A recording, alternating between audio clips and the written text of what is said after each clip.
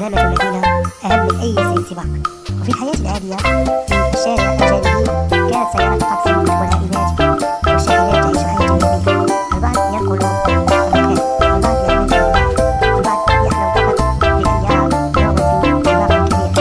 لم يكن أحد يهتم به كثيرا، لكنه كان جزءا مهما من المدينة. ظهور مفاجئ في أحد الأيام ظهر فجأة أصدقاء عادل من التاريخ القديم، سيارة قديمة الصنع التي مشهورة في المدينة.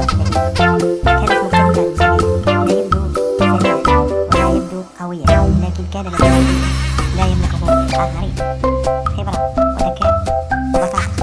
قال انظروا إليك، أنتم القدوم الجو، لكنني أعرف تعريفا لا يعرفه أحد.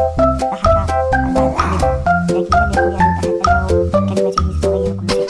الليل السباق العظيم، فجأة توقفت كل جديد. صوت ضخم آل عبر مخدرات صوتية سيسمو تنطيق أكبر سباق في تاريخ المدينة المحركات. الفان سيصبح أسطورة المدينة إلى الأبد. في هذه اللحظة تحولت المدينة إلى فوضى من الحماس. السيارات السريعة بدأت تتدرج، والكل يحلم بأن يفوز. السيارة الحمراء تبتسم باستفاء وقالت: هذا السباق لي. على جسم المكان البعيد كان ينظر بهدوء يقول: السباق ليس دائما كما يبدو. بدأ السباق وجاء يوم السباق. 1 2 3 انطلق السباق. انطلقت السيارات بسرعة جنونية، والغبار يملأ